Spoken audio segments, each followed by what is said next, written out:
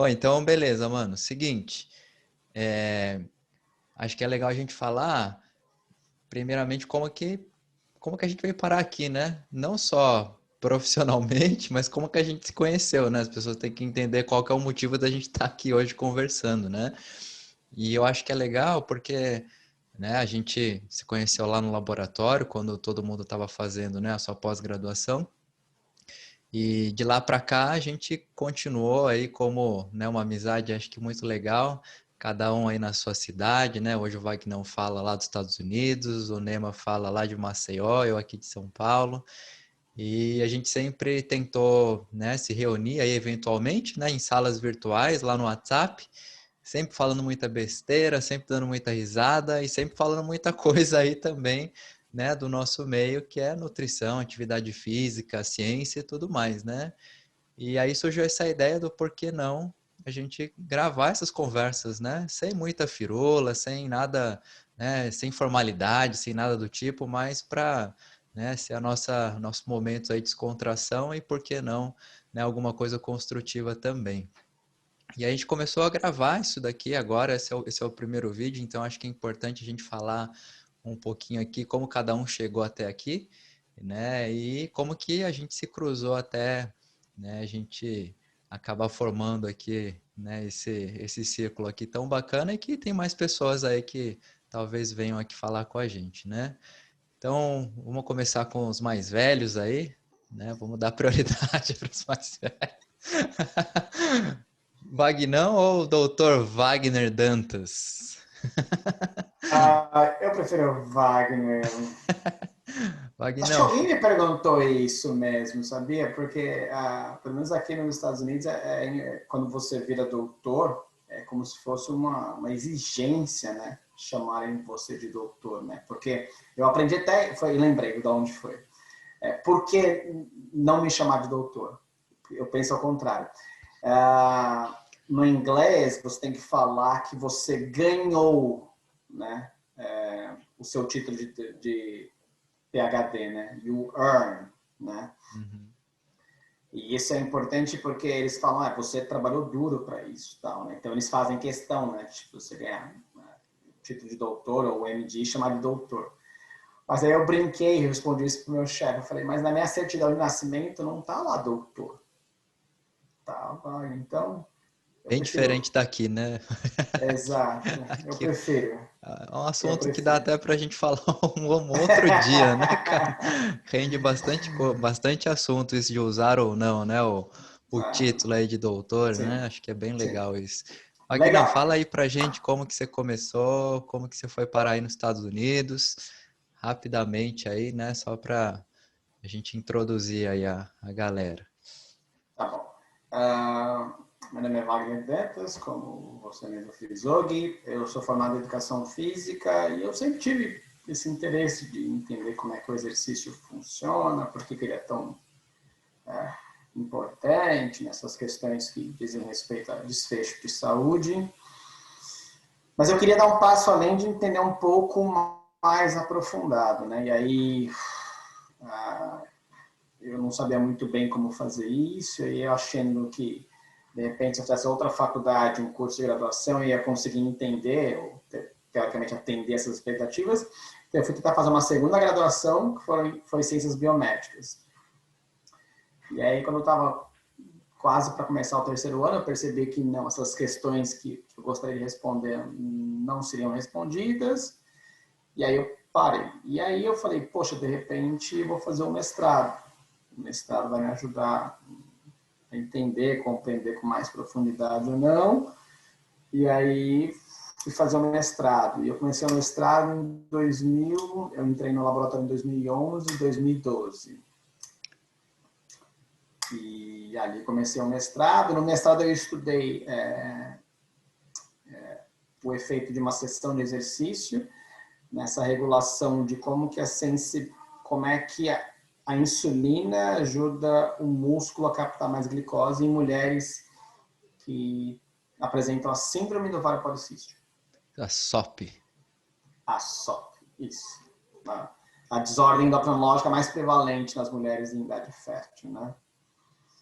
E aí eu fui trabalhando com isso, né? Fui vendo Vagnão, só um adendo aqui. Quando você me deu aula, depois eu conto sobre isso, mas você me deu aula na pós da primeira vez que eu te vi, na verdade, né? Eu estava fazendo a especialização que a gente estava até conversando agora há pouco.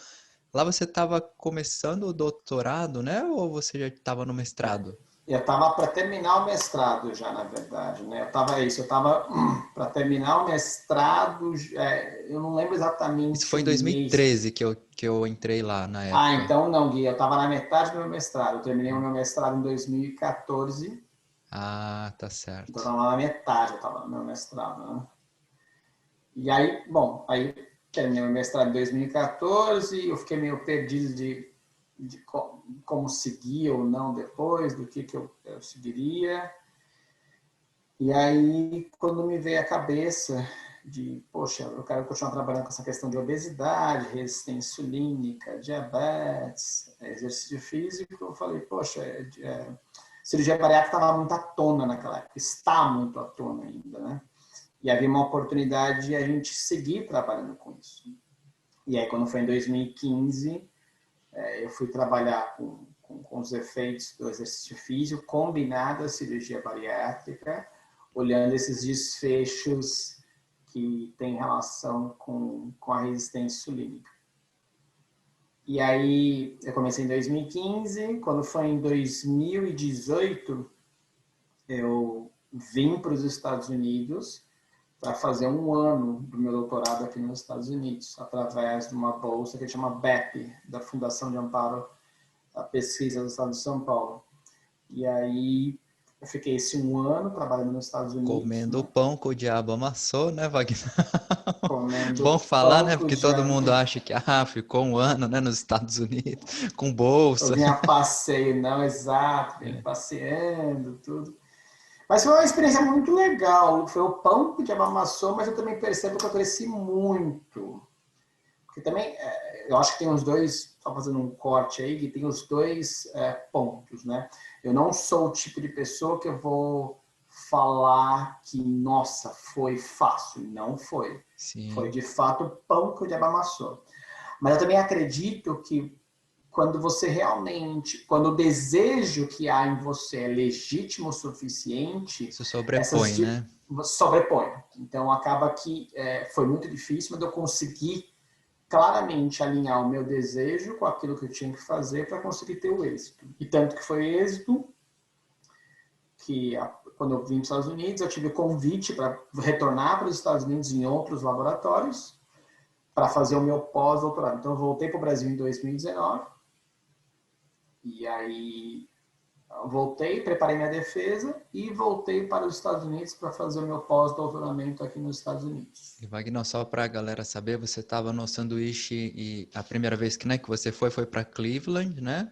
Isso, eu fui para Cleveland Clinic, trabalhar no centro de pesquisas da Cleveland Clinic. Uma referência, né, em muita coisa, né? Bom Isso. destacar, né? Pois é, a Cleveland Clinic, segundo o maior hospital americano, ali também foi uma experiência muito legal de trabalhar num centro de pesquisa de primeiro mundo, de você realmente ver como é que se faz pesquisa de ponta. E aí acho que também cabe o outro ponto, Gui, do que você falou, né? Porque a gente tem meio espírito de vira-lata brasileiro, né? Então a gente acha que tudo que se faz fora do Brasil é melhor porque está fora, né? A mesma comparação que eu faço, que o jardim do vizinho sempre é mais verde porque é do vizinho. Uhum. E aí foi muito legal ver que apesar da tecnologia que se tem, que isso de fato é incomparável, o acesso à tecnologia, a qualidade da tecnologia, nós brasileiros, quando passamos por esse processo que você, Gui, Nemésio, também passou, a gente tem uma vantagem muito grande. A gente foi ensinado como pensar. E isso é uma coisa que ninguém tira, ninguém pode tirar de nós, né? Porque a tecnologia é tão grande aqui e a facilidade é tão grande que, de fato, não é exigido com que as pessoas pensem sobre por que usar isso ou usar aquilo. Porque é conveniente, eu tenho tudo que eu preciso, eu vou escolher naturalmente a coisa mais fácil. E nós não fomos treinados dessa forma. A gente foi treinado a pensar, porque como o dinheiro é escasso Sim, as e a condições são bem tecnologia é diferentes, né? escasso, você tem que tomar a melhor decisão para conseguir o melhor êxito possível. Então essa foi uma vantagem minha. Uhum. E eu acho que seria uma vantagem de todos nós. Quando eu vim para cá a primeira vez, eu tinha essa condição de pensar, mesmo que você tenha dinheiro disponível para fazer o que você quiser, não quer dizer necessariamente que você tenha que usar esse dinheiro, né? Porque está lá disponível. Se você puder economizar e ter o mesmo resultado, isso é um benefício para todos. Eu economizei dinheiro e tive o mesmo resultado. Então, teve essa vantagem, eu acho que por nós sermos brasileiros e termos estudado onde nós estudamos, teve essa vantagem. E aí eu vim para os Estados Unidos para fazer meu pós-doutoramento, para trabalhar no mesmo campo, né? Eu sempre trabalhei com resistência insulínica, sinalização insulínica no músculo esquelético, mas agora eu acrescentei um ingrediente diferente, né? Que foi a dinâmica mitocondrial, né? Então, o que eu estudo aqui como é que o exercício físico, que já é sabido que ele melhora o controle glicêmico, a sensibilidade à insulina, nós já sabemos isso. O que nós não sabemos é como é que é essa relação entre a dinâmica mitocondrial e a dinâmica mitocondrial intenta o processo de unir mitocôndrias ou o processo de se dividir uma mitocôndria que não funciona muito bem. Como é que isso impacta a sensibilidade à insulina, que é o que que eu tenho trabalhado aqui como meu projeto principal. E aí, bom, respondendo a sua pergunta, né, nós nos encontramos nesse meio aí, né? Sim. Gui terminando a especialização, você começando... 2015 foi quando eu comecei a fazer o meu estágio, né, lá no Lab. Você estava começando o Isso. seu doutorado. Estava Acho que a gente começando o acabou nem doutorado. citando, né? O laboratório era o antigo laboratório, antigo não, né? O laboratório de nutrição. Hoje, né? O Applied Physiology, né? Isso, né? Aí eu entrei com o professor Guilherme, conheci o Nemes, né? Depois a gente vai falar ali do Nemes, né? Moramos juntos um tempinho. E, e foi assim que, né, que a gente acabou se conhecendo. E Foi. até hoje, né, a gente acaba aí conversando bastante. E, Wagner, só para a gente voltar um pouquinho, né, lá na sua história. E você, depois, quando voltou para o pós-doc, você foi para Louisiana, né? Para o estado da Louisiana, é isso mesmo, né? Isso. E aí eu vim trabalhar, o meu chefe, né, na Cleveland Clinic, ele era professor, né, essas diferenças terminológicas, né, o professor aqui nos Estados Unidos é o professor titular do Brasil, né, então ele era professor titular na Cleveland Clinic, numa outra universidade lá de Cleveland, que chama Case Western University, e aí ele recebeu a proposta para virar o diretor geral, o diretor executivo, de um centro de pesquisa da Universidade de Louisiana, da Universidade do Estado de Louisiana. Né? Que é a LSU, né? Isso, LSU, isso. Né? E o centro de pesquisa, que é onde eu faço meu pós-doutorado, chama Pennington Biomedical Research Center.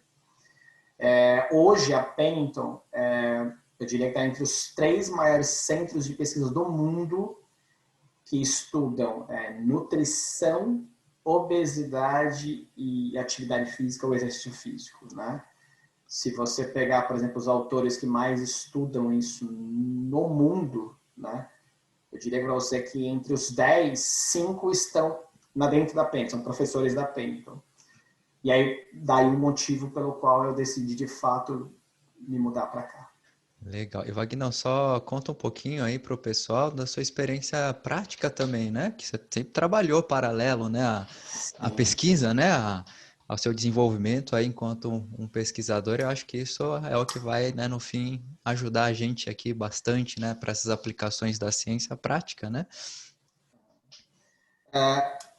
Quando eu me formei em educação física, eu consegui também fazer um estágio indo para a Austrália num tipo de serviço que eles chamam de fisiologia do exercício clínico. O que é isso? A Austrália foi um dos países pioneiros em entender que o exercício físico é uma ferramenta terapêutica em diversos aspectos, né? Naquele momento, eu fui trabalhar especificamente numa unidade dentro de um hospital vinculado a uma universidade, em que eram pacientes que eram candidatos ao transplante cardíaco. E por que isso é importante, né? Dando um exemplo prático, né? Um dos indicativos de sucesso, de chance do transplante cardíaco ser bem sucedido, é a análise do consumo de oxigênio, do VO2 pico. E o valor que você obtém antes da cirurgia é um preditor de sucesso ou não. E se você consegue aumentar esse valor, quer dizer que você aumenta a chance de um sucesso cirúrgico decorrente da própria cirurgia. Então, eles entenderam isso. E aí eu fui fazer um aprimoramento na Austrália para entender melhor como era isso. Então, naquele momento, eu estava no meu quarto ano da faculdade, eu comecei a ter esse interesse pelo fisiologia do exercício clínico. E aí eu comecei a estudar. E aí, quando eu terminei a faculdade, eu trabalhava numa academia que é famosa em São Paulo, né? Agora a Bodytech, mas em São Paulo era a famosa Fórmula Academia, que tinha um setor especializado em exercício físico para grupos especiais. Eu fui coordenador dessa área de 2004 até 2009, mais ou menos. E aí foi quando o Hospital Sírio-Libanês me chamou para trabalhar com eles na unidade do centro de reabilitação deles. Fazendo a mesma coisa, no Hospital Sírio-Libanês de São Paulo. E aí eu fiquei de 2008, mais ou menos, até 2012, quando eu iniciei o mestrado. Então eu tenho essa experiência de como é que é trabalhar com exercício físico dentro do hospital, né? Que de fato é um espectro completamente diferente, mas também é um campo profissional que tem muito a ser explorado ainda. E aí foi nisso, né? Sempre lidando com essa questão da ciência e a prática, propriamente dita. É um nicho pouco explorado, né? Por quem acaba se formando em educação física, né, Vagnão? Acho que não é todo mundo Sim, que vai trabalhar com grupos especiais, porque a gente sabe que são, né? Como o próprio nome sugere, são grupos especiais, né? Não adianta você querer aplicar algo ali, né, na população comum, sadia, né? Nessa mesma população, porque não vai dar certo, né? sim, Então sim, acho sim. que é um nicho aí bastante interessante, né? Sim, sem dúvida nenhuma, Gui. Bacana. Nemes, acorda, Nemes. Oi. Vai aqui meu microfone que tava desativado. Não atrapalhar você. E aí, Nemes, conta aí pro pessoal de onde você veio, como que você foi parar lá em São Paulo, né? Quanto tempo você ficou lá? É uma saga, né? Na verdade, na época, antes de eu ir para São Paulo, eu nunca imaginei nessa possibilidade, né? Eu já estava conformado de terminar o curso, trabalhar na área, como eu fiz, né? Eu terminei o curso de Educação Física, trabalhei no começo muito mais em escola do que em academia de ginástica, né? Que são as duas áreas, pelo menos. E a graduação você fez na UFAL mesmo, né, Nemes? Eu fiz a graduação aqui em Alagoas, na Universidade Federal de Alagoas, Ah, sim. e concluí a graduação em 2010. Em 2010 eu me formei, né? Entrei em 2005. Tamo tudo velho. Eu fazendo as contas, tem mais de 10 anos aí que eu me formei, mais de uma década. E aí, na época, ainda tinha muito essa. Hoje ainda é assim, né? Ainda é um pouco assim, não sei se mudou muito, mas pelo que eu percebo, quando o aluno termina a graduação em educação física, ou ele vai trabalhar na academia ou vai para a escola, né? Como se tivesse só essas duas áreas. Só que hoje em dia, aqui em Alagoas, começou há uns 5 anos atrás, isso explodir, né? A questão das assessorias esportivas. Então, é um campo a mais aí de trabalho que está atraindo bastante alunos que estão se formando em educação física hoje. Mas na época que eu me formei, eu trabalhei em escola, eu fiz a licenciatura plena, né? Ou seja, o meu curso de 4 anos ele abordava tanto os aspectos relacionados ao bacharelado quanto à licenciatura. Eu não Oh, precisei mas fazer uma. pergunta idiota, tem diferença de bacharelado para licenciatura plana? Plena, perdão. Então, eu não vou saber explicar assim de maneira muito aprofundada, né? Mas deixa eu falar de maneira bem simples. Uhum, A licenciatura te dá a habilitação para ensinar em escola, atuar em sim. escola. E o bacharelado te dá a habilitação para atuar nas academias, também com grupos especiais, hospitais, enfim, atuar como personal trainer. É uma área bem abrangente, né? A área do bacharelado. E a plena? E a licenciatura plena? A licenciatura plena é um curso que une os dois. Você não, por exemplo, os alunos que se formam em bacharelado, eles podem fazer um adicional para Ah, ter tá. a licenciatura. É Né? porque No quando meu eu comecei aqui, Nemes, a educação física, eles dividiam em 3 anos licenciatura. Se o cara quisesse fazer bacharel, ele fazia mais um ano. Entendeu? Aí acho que viraria a licenciatura plena, né? Porque já e abrangeria os dois, né? exatamente, é isso Entendi. mesmo. Entendi. Só me muda, né? Você não vai ser formado em licenciatura e em bacharelado, você vai ser um licenciado pleno. Entendi. Faz Funciona mais sentido. ou menos assim, né? Mas aí eu também, além disso, trabalhei em academia, academia de musculação, ficava lá no salão de musculação, só que eu achava um trabalho um pouco entediante, né? Não tinha muita emoção. Você ficava lá esperando o aluno já vinha com a ficha pronta e você tinha que orientar nos exercícios, né? E eu sempre fiquei com esse, com esse quero mais, né? Tipo, não é exatamente isso que eu quero, mas ainda na graduação, a gente na UFAL não tinha muitos grupos de estudos na área de fisiologia, na área de esporte, até chegar o professor Adriano, né? Que Foi seu começou, orientador, né? Depois. ele foi meu orientador no TCC e logo depois foi meu orientador no mestrado. E foi o Adriano que me lançou a proposta, né? Primeiramente de ir para São Paulo fazer o mestrado, só que não deu certo, né? Aí é outra história longa. Aí eu voltei para cá e ainda assim fiz o mestrado com o Adriano.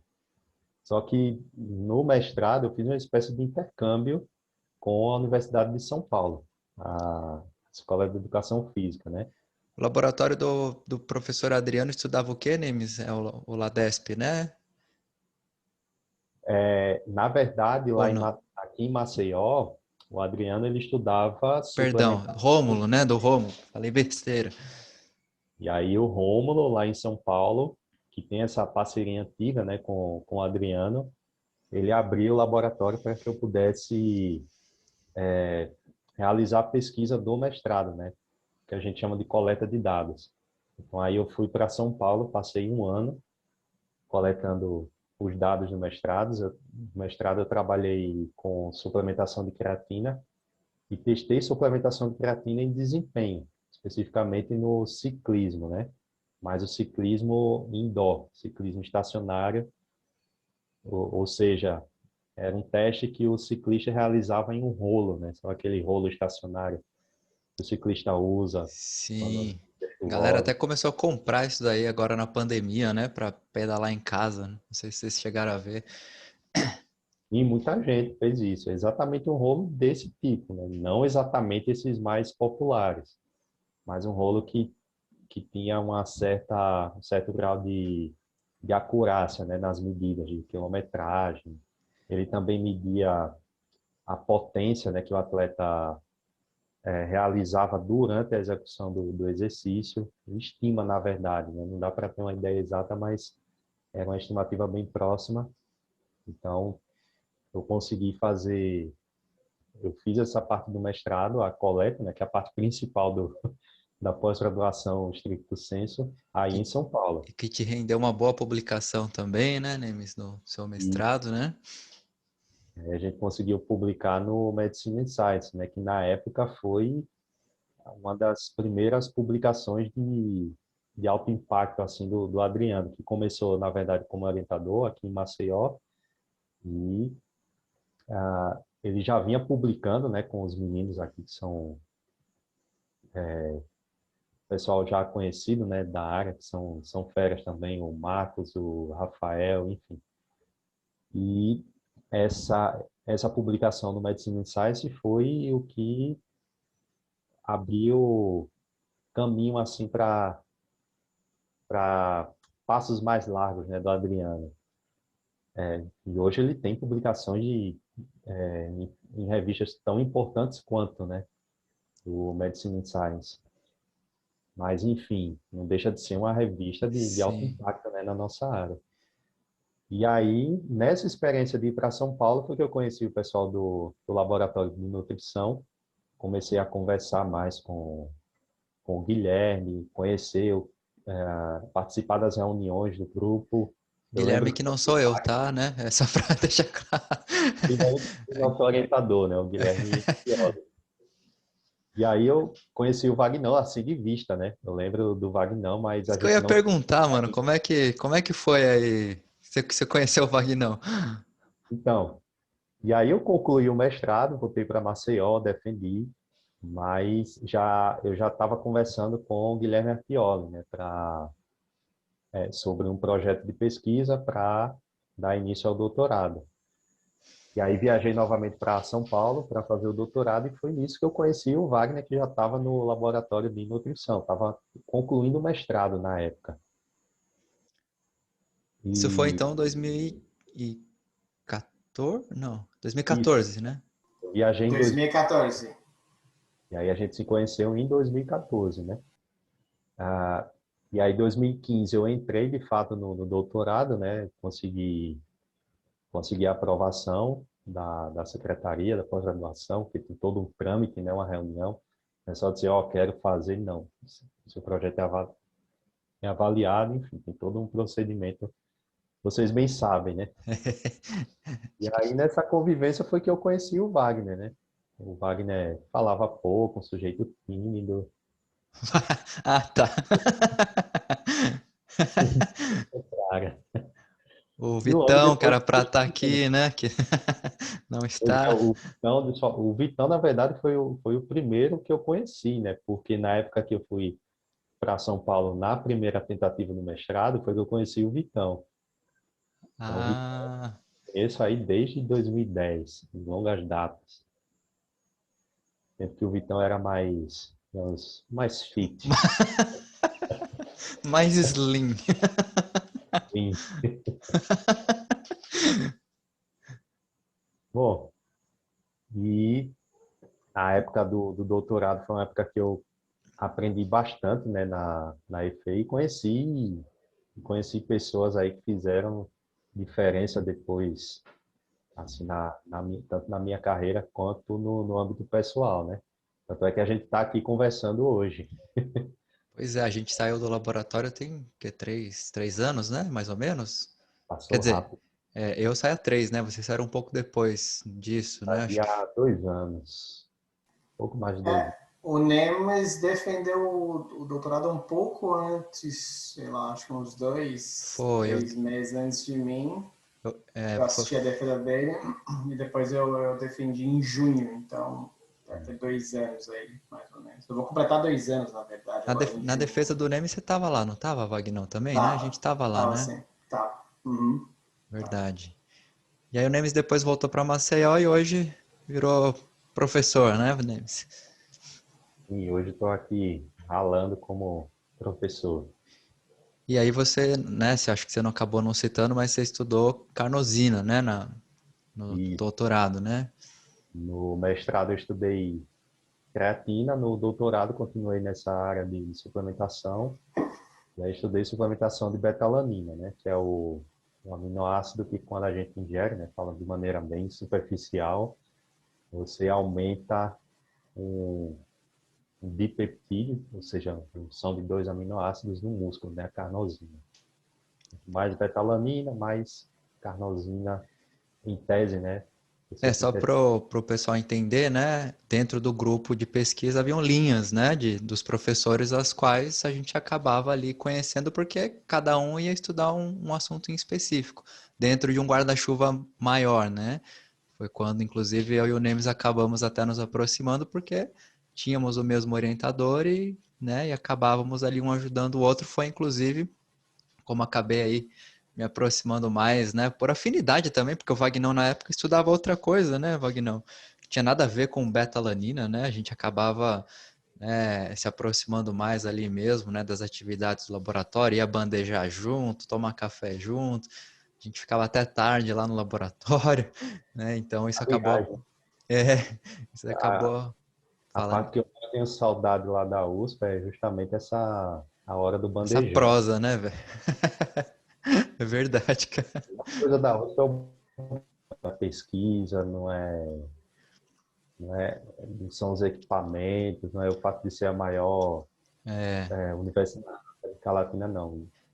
É o bandejão. O bandejão e uma o que me lembrança que eu tenho fez. muito sua, Nemes, do laboratório, cara, era quando a gente ficava até lá até tarde, né? Você morava com a sua prima lá, né? Perto do zoológico, longe pra burro, né? Da EFE. E eu me lembro de você com o celular, cara, olhando onde o ônibus estava. E aí, de repente, você saia no pinote para não perder o ônibus. Porque era uma viagem até chegar lá, cara. E aí eu me lembro bastante dessa fase, antes da gente depois, né, acabar dividindo, né, a moradia e tudo mais. E, né, só para fazer o link, aproveitando, quando eu cheguei no laboratório em 2015, que eu já tinha terminado, né, a especialização, aquela coisa que todo mundo aqui passou, né, de começar a conhecer o laboratório, de participar das reuniões científicas, que se eu não me engano, vocês me confirmam, mas acho que era nas quartas, né, que aconteciam as reuniões, na hora do almoço. Pelo menos na época que eu peguei Meio-dia. era exatamente. E nessas reuniões era um momento ali que todo mundo também se reunia e saía para almoçar, que era o gostoso, né?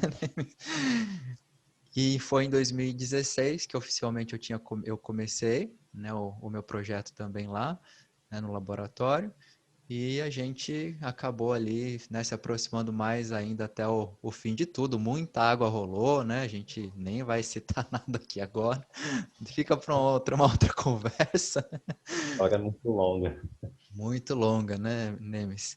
E isso tudo sempre foi muito bom, né? Porque a gente que estava lá, né, ou quem entra, né, de cabeça, né, para fazer uma pós-graduação, sabe o quanto que você se doa, né, para fazer o negócio acontecer. E se a gente não tem isso daqui, né, amizade, né, você acaba não tendo amizade, você não vai sair muito do lugar, né?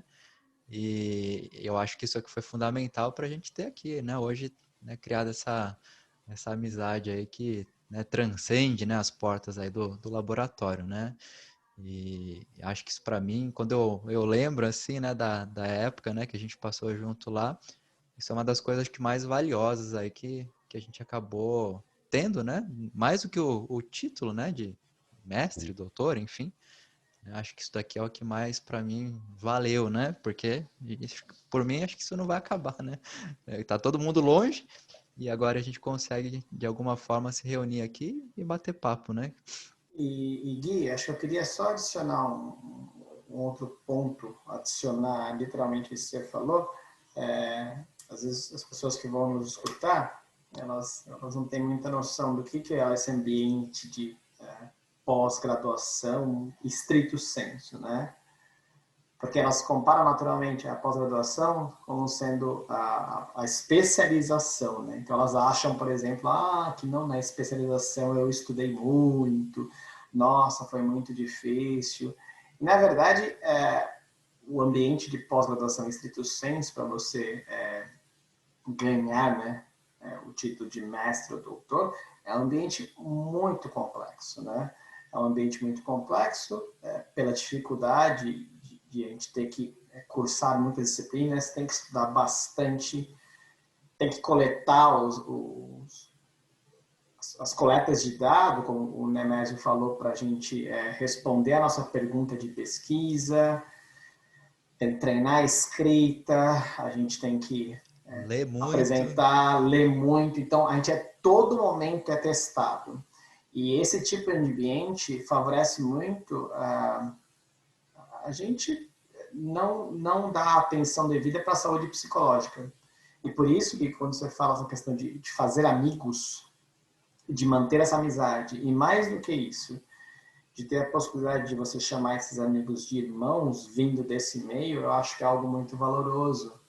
Porque não é o normal isso, não é o comum, né? A gente sabe muito bem que esse ambiente é um ambiente muito competitivo e que não há nenhum problema em ser um ambiente competitivo. O que eu quero dizer é que desse ambiente competitivo, você conseguir construir uma amizade onde cada um de nós, claro que nós temos essa similaridade entre nós que viemos do meio acadêmico, mas você pode ser quem você é, Guilherme pode ser quem você é, nós estudamos coisas diferentes, mas talvez não é a ciência somente que nos liga.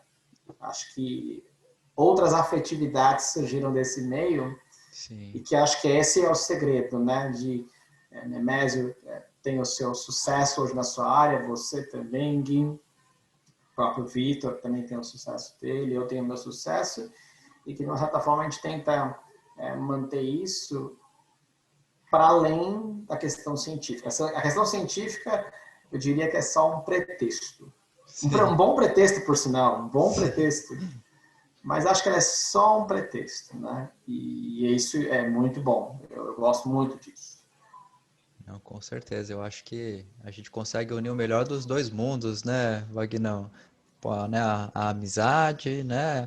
Conversar sobre assuntos que, né, interessam a todos nós, né? Essa discussão, né, científica mesmo, né? Muito mais, talvez, né, da sua parte, no sentido de que hoje eu e o Nemésio estamos na outra vertente, né? Que é em sala de aula, e você aí fazendo pesquisa mesmo, né? Coisa que a gente sabe que também, poxa, né? Aqui é muito desafiador você viver disso, né? Talvez por isso você tenha achado seu caminho muito bem aí, né?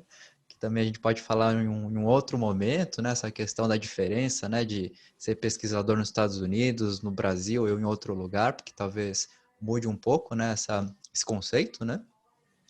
E eu acho que, né, daqui para frente a gente pode voltar aí a falar de muitos assuntos aí que a galera gosta, né? Que é atividade física, exercício, nutrição, desempenho, grupos especiais.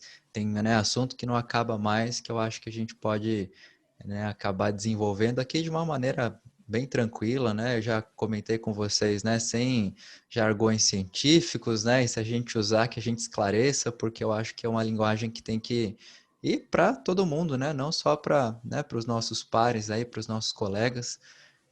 Acho que hoje a gente está numa fase que, né, a ciência ela está sendo levada, né, de uma forma muito mais fácil, né, para as pessoas que não estão envolvidas diretamente com a ciência, porque hoje viu-se a necessidade de que, né, esse assunto precisa ser falado mais abertamente, até para que as pessoas entendam, né, o que de fato quem está ali, né, dentro da academia faz, porque o grande problema é esse, né?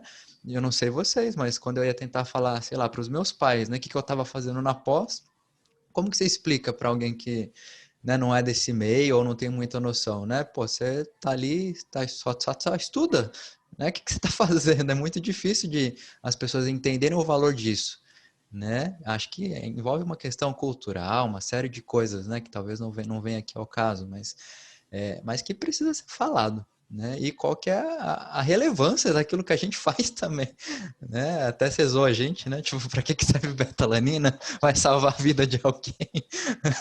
O que isso vai mudar? E de fato, né? São perguntas que, poxa, de fato, o que isso aqui pode mudar? Né? Pensando em relevância, né? Óbvio que tudo tem sua aplicação, né? Mas são perguntas importantes, né? E eu acho que é uma ideia muito boa a gente tentar, né, discutir isso, né, de uma maneira mais clara aí para todo mundo, né? O que eu acho que sobre essa questão que você falou, das pessoas terem conhecimento de ciência, no modo geral, né? Mas essa questão que você estuda não tem aplicabilidade prática. Eu costumo falar o seguinte, para você conseguir concluir e para você saber o que você faz hoje é bom ou não, é porque alguém pesquisou e comparou o que você fez com uma nova possibilidade e viu que não funciona. Então, não é que você desenvolveu isso. De alguma forma, isso chegou até você e que você sabe que esse método, essa dieta, esse remédio, ele só é melhor que outro porque alguém comparou isso de uma maneira científica. E por que isso é importante hoje? Porque, principalmente nesse meio que nós estamos vivendo hoje, nesse meio em termos de pandemia, a gente vê o quanto que a ciência é necessária, mas mais do que a ciência ser necessária, eu vejo o quanto que a falta de uma base científica é importante.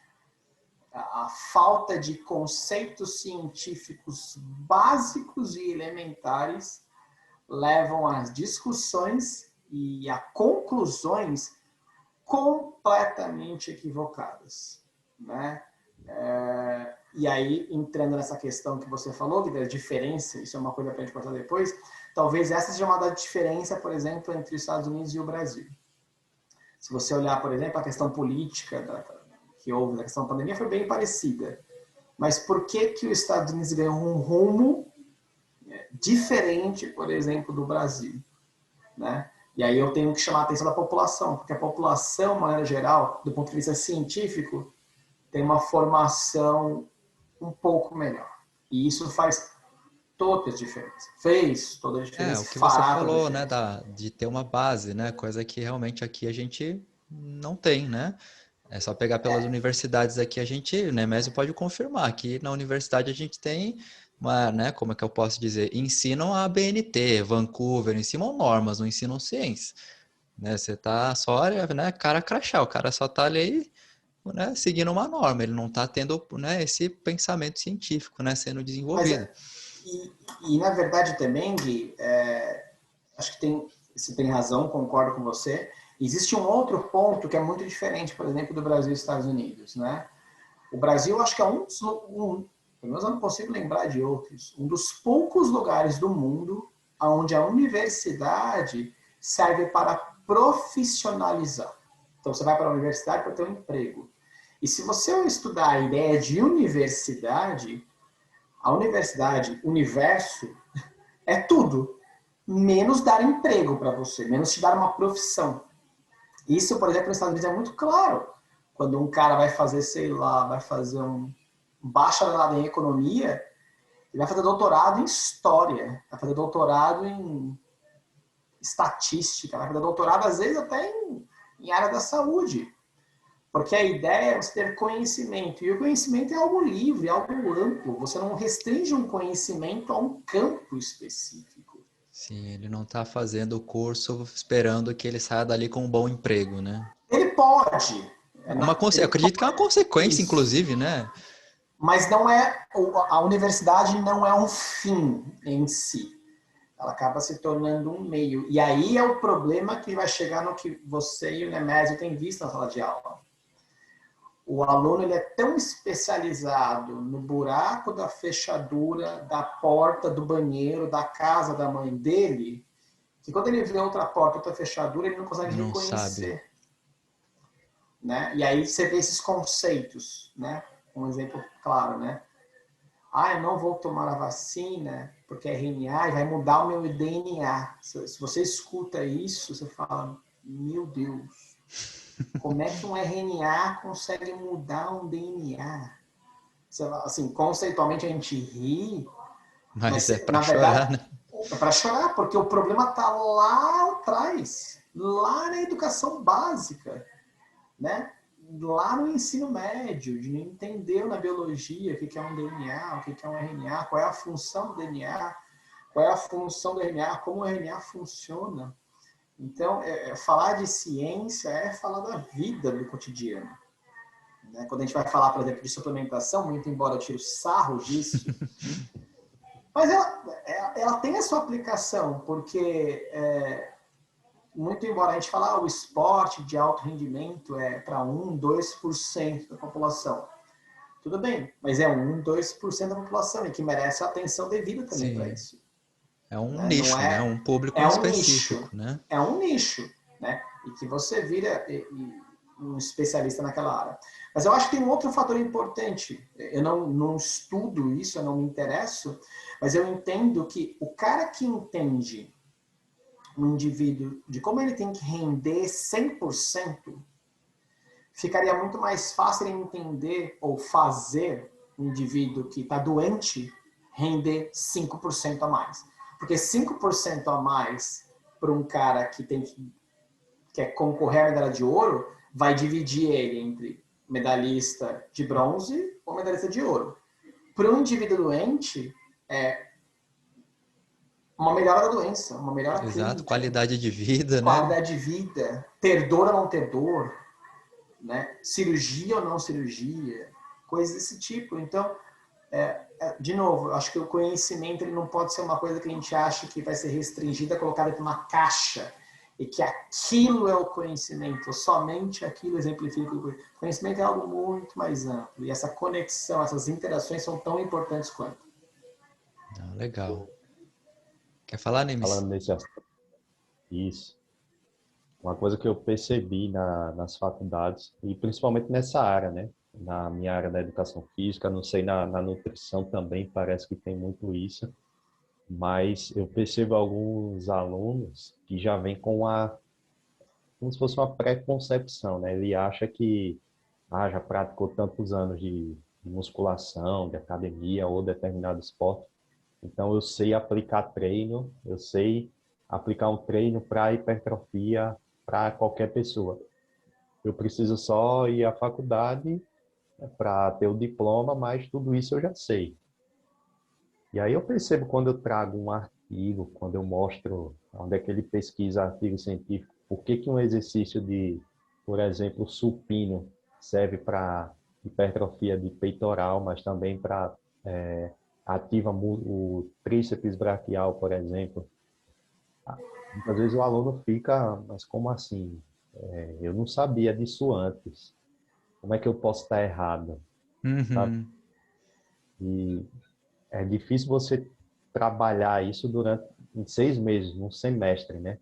Você trabalhar o senso crítico do aluno e reconhecer que não está pronto para tudo, né? E, na verdade, a nossa área ela não está pronta. Ela muda o tempo todo. Assim, Tanto a falar que são educação 6 meses, dando às vezes nem 1 hora de aula, né, Nemes? física. Então, Então, é essa preconcepção, às vezes, que eu acho muito difícil trabalhar, né? Que, infelizmente, eu consigo perceber em alguns alunos. Eu acho também, né, Mark, que o perfil do aluno, você tem total razão, né? Isso você vê muito na sala de aula. O perfil do aluno que é técnico. Ele é um técnico, na verdade, né? Então ele acha que porque ele vai prescrever 3 séries de 12 repetições, foi assim que ele aprendeu. Essa é a verdade. Só que aí eu vou entrar no outro ponto que você está falando, Nemes, que é o problema de nós assumirmos verdades, como você falou. Quando você assume uma verdade, como esse aluno assume, talvez como nós assumimos quando nós éramos alunos também, sim. e quando eu estou me lembrando quando eu entrei no mestrado, você acha que tudo que você faz no mestrado é a verdade. Aquilo é a verdade absoluta, que você está para além da verdade de todos que estão abaixo de você. Então você começa, né? E o mestrado, pelo menos, me ensinou muito de que, primeira coisa, né? Conhecimento, você tem um lado e o outro. Então, quando a gente testa uma hipótese, você confirma ou você rejeita a hipótese. E o fato de você rejeitar a hipótese não é ruim. Esse é o problema do técnico, como você falou. Porque o técnico acha que porque ele aprendeu 3 séries de 12 repetições é o treino para hipertrofia, qualquer coisa que refute essa possibilidade desconstrói aquilo para ele que era o estável. E esse é o problema do conhecimento.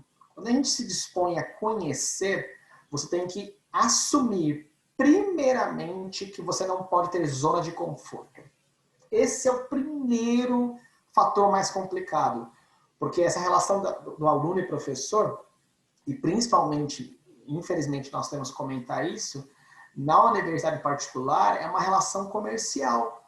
Não é uma relação de conhecimento. Então, eu pago, você tem a obrigação de me ensinar. Mas espera um pouquinho, já tem um fator inicial ruim. Porque você está me pagando para que eu te ensine, mas você não está pagando para que você aprenda. Aprenda. Esse processo ensino, que eu acho que é muito legal, já parte de uma premissa que está rompida inicialmente. Então e aí eu vou falar da nossa área, né, Nemes, da educação física, isso é muito forte na educação física, que é o cara que já vem treinando musculação, então ele já acha que a educação física é a musculação, né? Ele não consegue Ou entender que a qualquer educação background do física... esporte, né? O ex-atleta, Exato, né? O atleta. ex-atleta jogou futebol, então ele acha que a É. educação física é o futebol. A educação física é o basquetebol, né? E aí ele entende que, olha, eu sei porque eu fazia o fartlek, eu fazia, enfim, toda a preparação esportiva e aquilo representa, né? Agora, olha que interessante, você nunca vê isso em outras áreas. Você não vê um menino que trabalhava, por exemplo, como auxiliar administrativo, indo para a faculdade de administração e falando assim, não, a faculdade de administração é a extensão do que eu faço como auxiliar administrativo. Ou você não vê um menino que trabalha numa assessoria de contabilidade, indo para a faculdade de contabilidade, falando assim, não, o que eu faço lá é extensão. Por que eu estou falando isso? Eu acho que tem algo muito peculiar da educação física para, primeiro, né, formar profissionais medianos, né, porque isso é uma... Né, e o profissional que entra ruim, esse técnico, na minha opinião, ele sai pior. Porque ele não sai aberto a aprender. Só que ele sai um profissional. E isso é uma bola de neve. Que as pessoas estão achando tal, que não é para se atentar para isso, mas eu acho que está ganhando já proporções incomparáveis. Você não vê isso na nutrição, pode falar o que for na nutrição. A gente não vê isso na nutrição. Você não vê isso na economia, é algo muito específico da educação física. Eu tenho algumas opiniões particulares, mas eu acho que está na hora da gente começar a falar sobre isso. Eu acho que a gente já conversou uma outra vez, né, lá no grupo, né, sobre essa questão de mudança de perfil de aluno. Lembra? A gente estava falando lá né, da pós-graduação, né, mas eu acho que isso se estende para a graduação, porque hoje a gente vê que, poxa, né, muitos dos alunos na faculdade, eles não buscam e talvez nunca buscaram, né, o conhecimento que ele quer ter, cara, onde a gente tem que buscar, que são artigos, livros, enfim, todas essas referências científicas que a gente sabe. Hoje eles vão para o YouTube, hoje eles vão para o Instagram, hoje eles vão para esses lugares alternativos que, né, hoje a gente tem muita gente boa colocando informações de qualidade lá, ao passo que a gente também tem uma proporção muito maior de pessoas colocando muita porcaria, né? Então eu acho que Inclusive, essa porcaria, que infelizmente provém de muitos desses que não estariam habilitados a falar, que falam para muitos. porque a internet deu voz para todos, né? E aí a gente acaba entrando nessa questão que a gente vive hoje, né? Pessoas com 500 mil, 1 milhão lá de seguidores falando coisas sem propriedade alguma, mas que na cabeça talvez da população leiga, pelo número de seguidores que essas pessoas têm, ela tem alguma propriedade ou ela tem alguma, né, sei lá, autonomia para falar o que ela quiser. Enquanto que, né, a gente tem voz para muito menos pessoas, né? Hoje na sala de aula um pouco mais, porque a gente acaba tendo um espaço ali um pouquinho melhor para isso, mas a gente dá duas braçadas e a maré puxa a gente para trás, né? Não tem como. E eu acho que por isso que também é importante a gente, né, como a gente também já falou lá, tá nesse meio de alguma forma, né? Porque talvez o aluno não discute, e porque também às vezes nem dá tempo, né, de discutir esse tipo de coisa em sala de aula, e também às vezes nem é o lugar, infelizmente, porque a gente tem que cumprir plano de ensino, né, e é tudo muito corrido, não dá tempo para ter essas discussões que eu acho que seriam muito válidas para os alunos, e eles vão buscar isso por fora, talvez, né, achando a gente lá em algum momento, lá no YouTube, no Instagram, e quem sabe ouvindo, né, um pouco mais dessas discussões que são, né, para mim muito relevantes, né, eu não sei, né, aí para vocês, mas eu acho que a gente tem que tá ali perto, né? E eu acho que a proposta, pelo menos a proposta do que eu enxergo dessa conversa aqui, ela também não é uma conversa que ela se propõe a se colocar como uma verdade em meio à mentira. Eu acho que é o contrário. Nós colocamos dúvida em nós mesmos, assim como nós colocamos dúvidas em outras coisas. Acho que a dúvida ela é muito saudável. Né? A gente se questionar por que, aonde, quando, como assim, não há problema nenhum. Desconstruir esse mito da verdade, né, em termos ao redor do conhecimento, eu acho que esse é o grande valor que a pós-graduação e o centro me deu. Não me faz de mim um cético, né, de falar que eu não acredito em nada. Pelo contrário, eu só acho que a dinâmica é um pouco mais complexa. E as pessoas querem verdades absolutas, que muitas vezes essas verdades do conhecimento é para atender muito mais essas questões daquilo que elas esperam como pessoas. E às vezes não é. E desconstruir isso não é ruim, né? Você conversar sobre isso não é ruim. Quando eu falo que os profissionais da educação física, meus colegas, têm uma formação muito limitada. Isso é um fato, mas não quer dizer que esse fato em si, apesar de ser uma tragédia, que ele não possa ser mudado. A mudança que eu esperava em mim começou em mim. Uhum. Então eu também pelo menos eu não estou aqui querendo ser o profeta da desgraça e falar que eu tenho a verdade, Até né? porque em algum Não há. momento a gente se incluiu nessas, né? Nessas pessoas, Exato. né, Wagner? Eu sou um deles. Exato. Eu sou um desses, né? Então Exatamente. eu tenho muita facilidade em admitir quando eu estou errado. Falar, olha, eu errei, eu estava equivocado. E isso também é uma questão pedagógica para que eu também me melhore, para que eu tenha um conhecimento diferente, uma perspectiva diferente. Então, eu acho que essa ideia desse bate-papo é muito disso, né? Uma prosa. Porque até quando a gente fala de nutrição, atividade física, enfim, né, esses assuntos que geralmente a gente conversa, o que a gente percebe é que as pessoas buscam, né, algum tipo ali de resposta mágica para aquela dúvida que ela tem. Ah, quanto que eu prescrevo, né, desse suplemento tal para emagrecer? Quantas séries eu tenho que fazer para ficar grande? Aeróbio, anaeróbio, intermitente, qual que é melhor para emagrecer? Coisa que na nossa cabeça é muito claro que a resposta nunca é tão simples assim, né? Pra gente falar, olha, faça 3 de 15, tome X miligramas disso, mas é o que as pessoas buscam. E quando aparece alguém, né, que tem voz para um monte falando faça isso, isso, isso, as pessoas acatam, né? Muitas vezes sem questionar, sem pensar, né, Wagner? Né? Sem querer saber, às vezes, a fonte daquela informação ou qualquer coisa, porque linka com o que você tinha falado lá, né? Aquela base científica que a gente não tem. Né? Então, não me surpreende do porquê que talvez isso não seja questionado, porque a pessoa não sabe questionar, né? Ou ter o senso crítico nesse sentido de, né, será que eu deveria ver outro tipo de informação ou ver em outro lugar?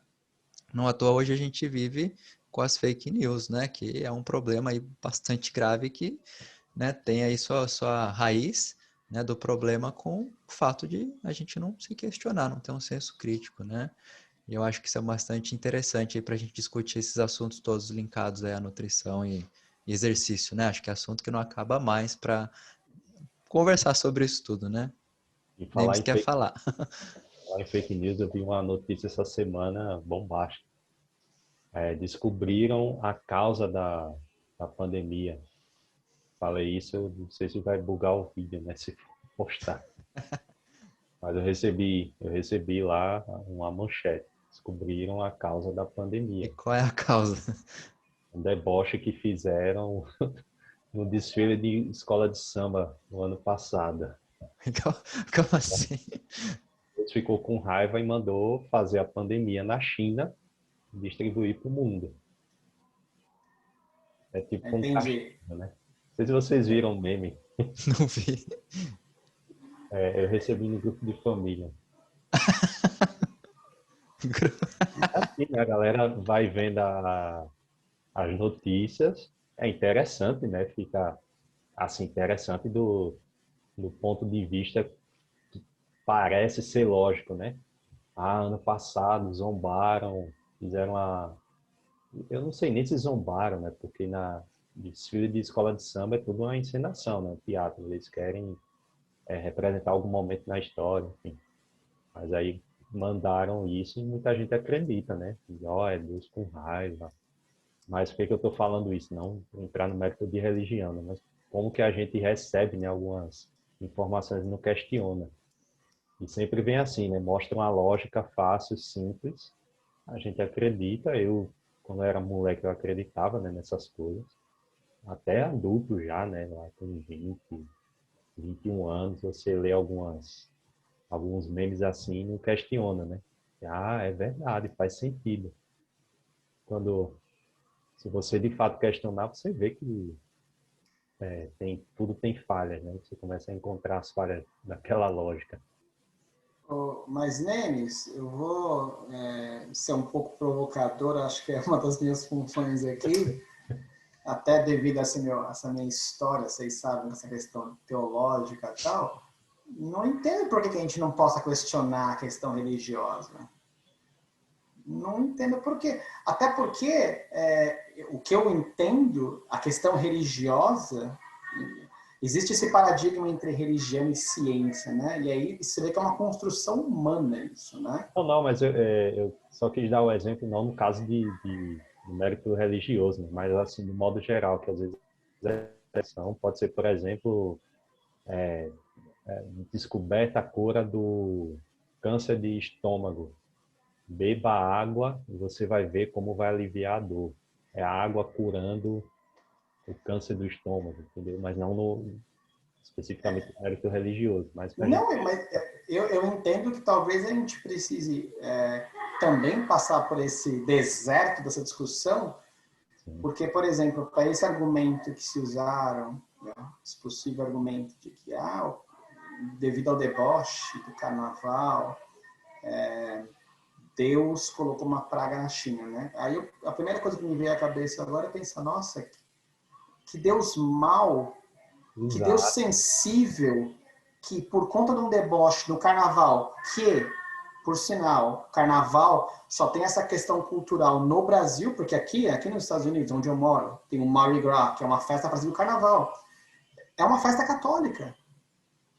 Então, que Deus brasileiro, sensível, que sentiu esse deboche e resolveu ir para o outro lado do mundo, na China, punir o mundo inteiro com isso. Primeiro, me traz a ideia de que esse Deus é muito sensível e esse Deus é um Deus punitivo.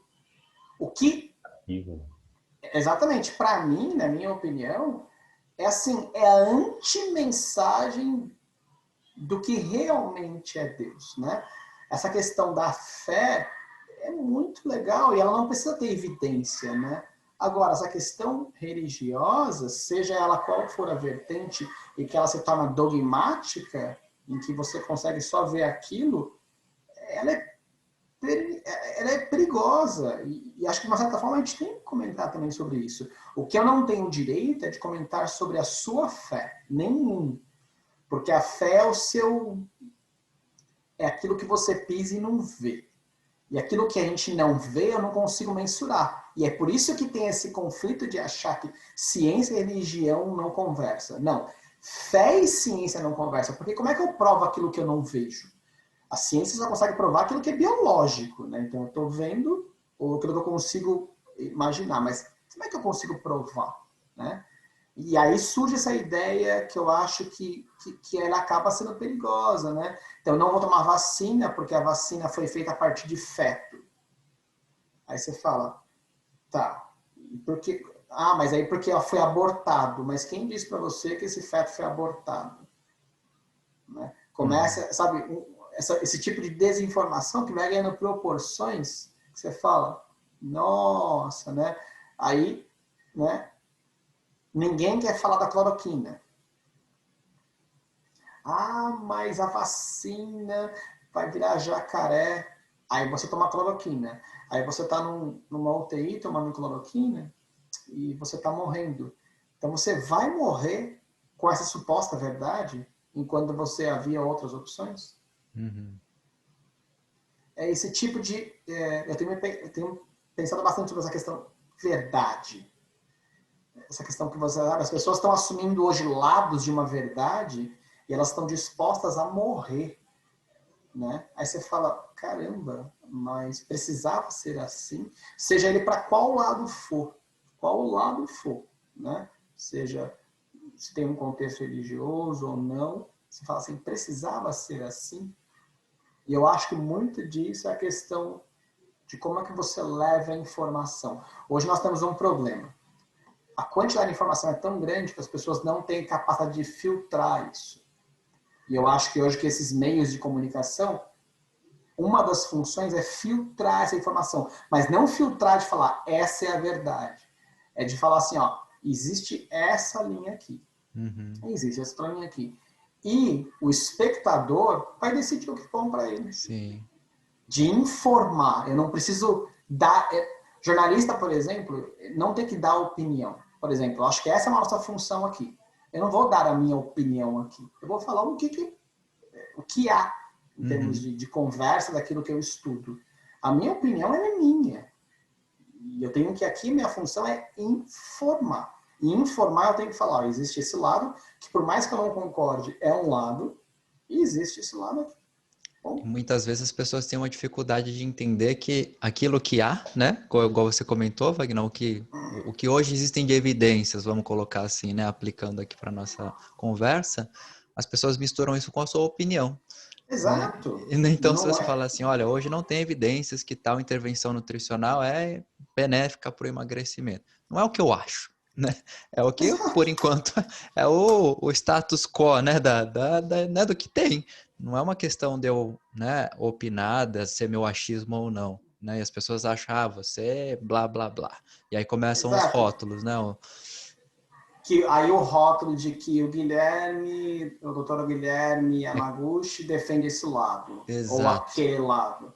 E eu costumo falar o seguinte, né? Eu gosto de uma frase do Voltaire, ele fala assim, ó, não importa o que eu acho, importa que o seu direito seja garantido. Então, se você acha que você vai tomar uma coisa, mesmo quando as evidências mostram que não funciona, mas você deseja funcionar, eu defendo que o seu direito de tomar essa substância seja garantido. Se de Mesmo quando eu alguma forma falo, vai te trazer benefício, né? se você acredita que vai ter benefício, eu defendo que você seja livre o suficiente para tomar isso. Mesmo quando as evidências mostram que você vai estar tomando nada. Mas eu defendo, né? E aí a gente pode até entrar numa discussão do placebo, porque, Sim. enfim, é isso. Mas eu acho que as pessoas têm que ter a liberdade suficiente, consciente, de falar, eu desejo isso. E serem responsáveis por aquilo que elas desejam, né? Não tem fórmula mágica para a vida. Isso aqui é um caos que a gente está tentando fazer o melhor. Então, eu acho que a nossa função aqui, literalmente, olha, é informar. Informar de um jeito leve, divertido, né? Uma conversa de bate-papo, e que talvez, por ter mais pessoas aqui, vamos pensar diferente, e isso não é um problema. Pelo contrário, né? Exato. Pelo Exato, isso contrário. não é um problema. Né? Massa. Pensar diferente é muito importante. Então, acho que esse é o nosso propósito aqui, pelo menos do meu ponto de vista. Também acho, galera. Acho que inclusive a próxima call aqui a gente já pode jogar um assunto aí bem polêmico aí para dar bastante pano para manga, né? A gente já colocou algumas pautas aqui, né? Emagrecimento, suplementação, grupos especiais, né? Diabetes, obesidade, assunto que não acaba mais. E a gente vai definir então e a gente faz uma segunda call aí para a gente conversar mais. Era para ser tipo 5 minutos aqui já. Rendeu quase uma hora.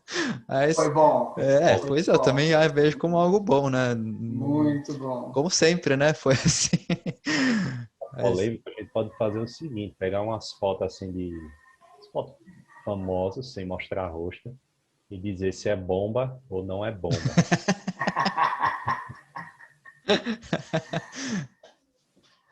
Mas aí o acho que problema, é creatina, né?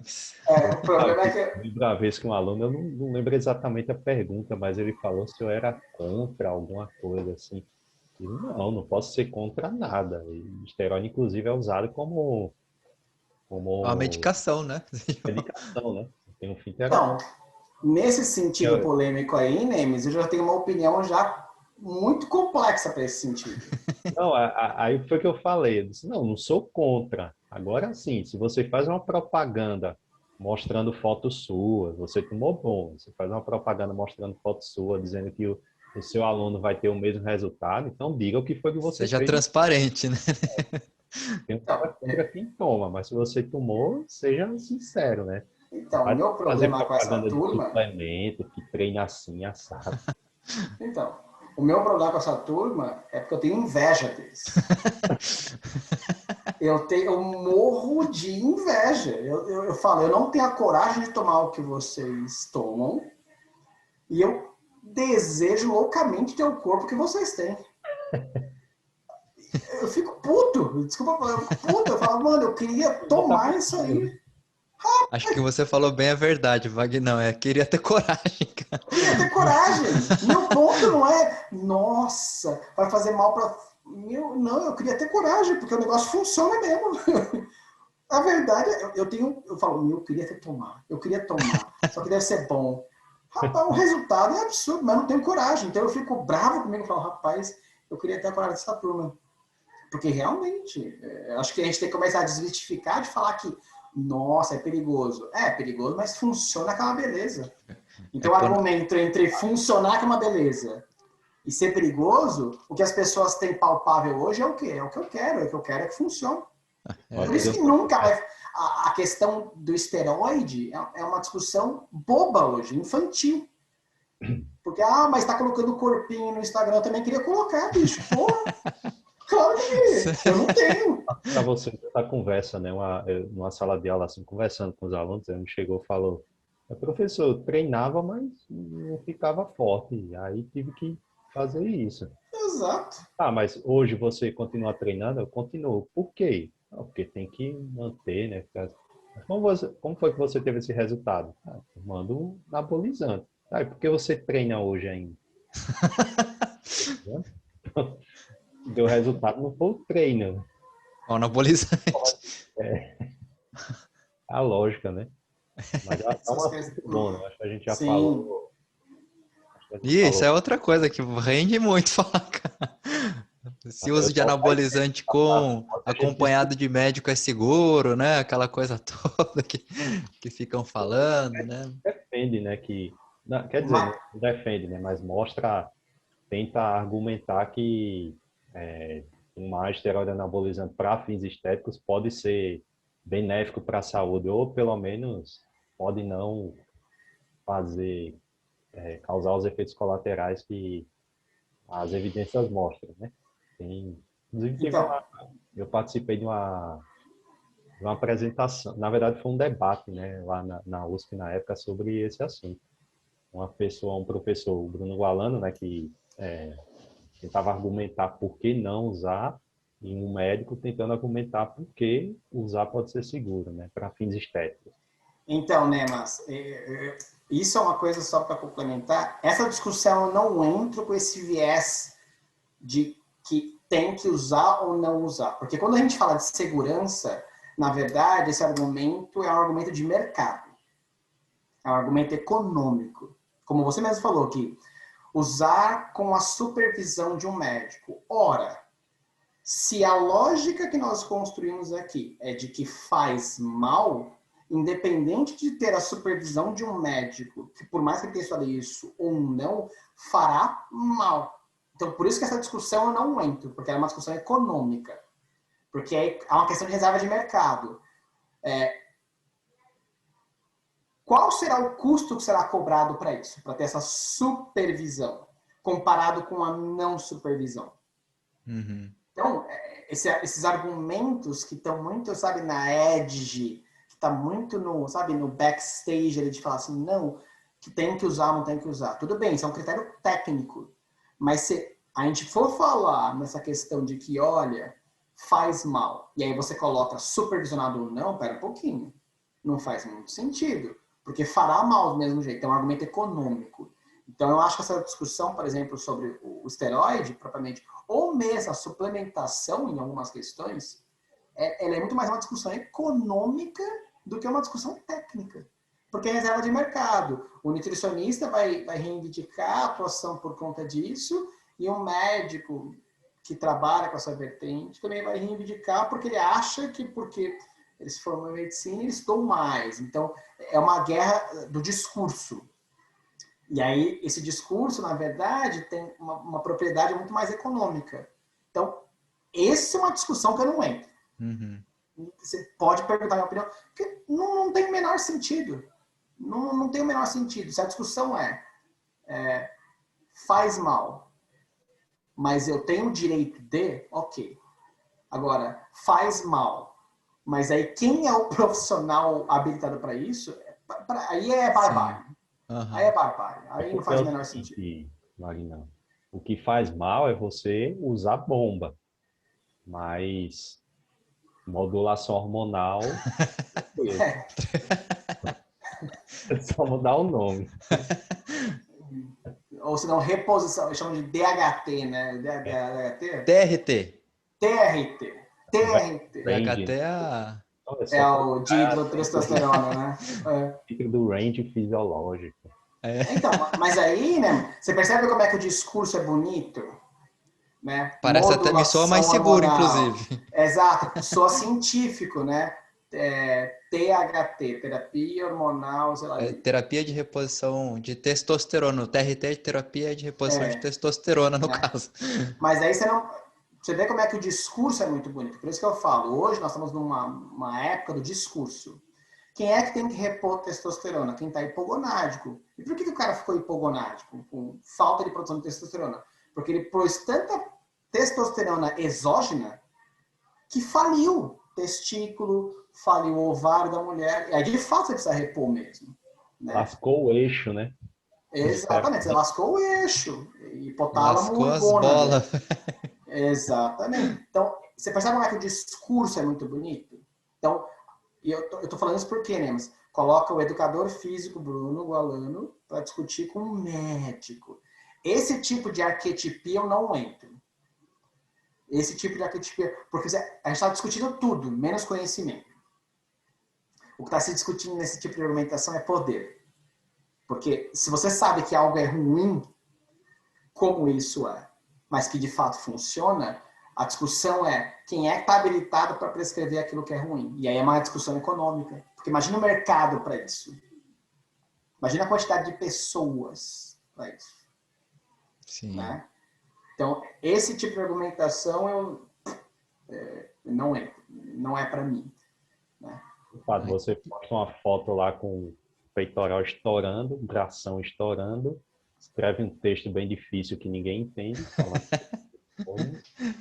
e a foto vai bombar e tá feita aí a sua imagem. E Wagner, eu acho que até em um outro momento a gente pode falar dessa parte aí de mecanismos, né, de como é que a testosterona, né, tem esse efeito, né, tão buscado, né, que eu acho que é algo aí que você consegue falar muito bem, né, dessa parte aí hormonal também, e que, nossa, eu acho que é o que muita gente quer saber, né, porque todo mundo quer saber se o peito cresce, né, se o braço cresce, mas cresce como?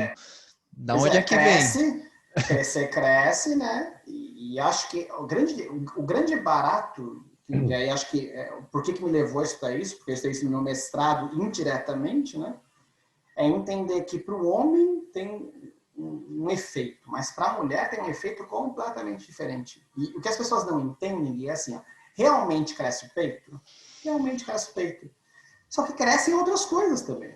Em lugares que as pessoas não gostam e que não tem como se controlar isso. Então, o crescimento é um crescimento global, do corpo inteiro. E que não tem como você controlar só crescer o peito, ou crescer só as pernas, ou só os glúteos. E aí que é um abismo chamando outro abismo, né? Porque cresce o glúteo e o peito, que é o que você desejava, mas quando cresce outras partes, aí você começa a tomar outros remédios para que diminua-se esses efeitos colaterais. E aí começa um abismo contra abismo. Né? De novo, eu não quero colocar como bom ou ruim, não quero demonizar isso. Esclarecer, né? Eu acho que tem que estar claro, né? Esclarecer, tem que estar claro. Né? E aí, se você de fato decidir que isso é algo importante para você e que esse é o único caminho, vá consciente do que pode ou não, porque também pode não acontecer. Não quer dizer que todos vão ter esses efeitos colaterais. Eu também acho que isso não é verdade, né? Mas que tem que estar claro, né? De entender que, olha, existem possibilidades. E que essas pessoas também têm que ter muita consciência que se, caso não aconteça nada, né, que não vai, né, que pode acontecer com outros, né, e que não é, comigo não aconteceu, então fica tranquilo que é seguro, né, cada um é cada um, né, então... Exato, né, essa questão, mas sim, isso legal. aí dá muita... Combinado, então. Galera, valeu aí pela conversa. A gente combina aí uma próxima data aí, quem sabe o Vitão nos acompanha. Vou ver se eu chamo alguém lá Difícil. do Lab lá para fazer a próxima call, para falar de emagrecimento, para ver se a gente agita Alívio. mais.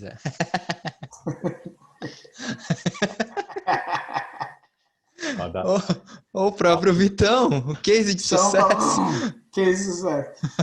Vamos chamar o Vitão para falar de emagrecimento. Que sucesso. Sucesso! Demorou, rapaziada. Nós. Valeu, manos. Valeu, Guizão. Abraço. Valeu. Tchau, Boa demais. tchau. Valeu.